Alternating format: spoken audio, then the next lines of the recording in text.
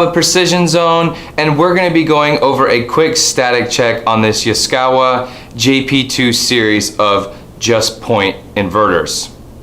Now, as always, we're going to want to go ahead after we power the drive down, give it some time for the DC bus to discharge, and we're going to go ahead and verify that it has been discharged before we perform any tests. So we need to put our digital multimeter on the DC check function, and we'll measure between the negative and positive side of the DC bus, making sure we don't get anything above 1 volt. With your meter on the DC function, check between the negative and the positive side of the DC bus, getting about 0.4 volts, so that's safe to work with. Now let's go ahead and put the meter on the diode check, and we will place the negative lead of the digital multimeter to the positive side of the DC bus and go between R, S, and T. It's about 0.56, so it's in the correct range and it's nice and balanced. So we'll flip the leads and we'll put the positive side of the digital multimeter on the negative side of the DC bus and go between R, S, and T.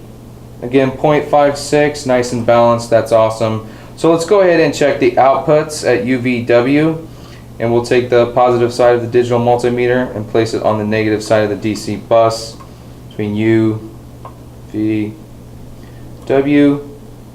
0.43, nice and balanced, that's great. Switch the leads.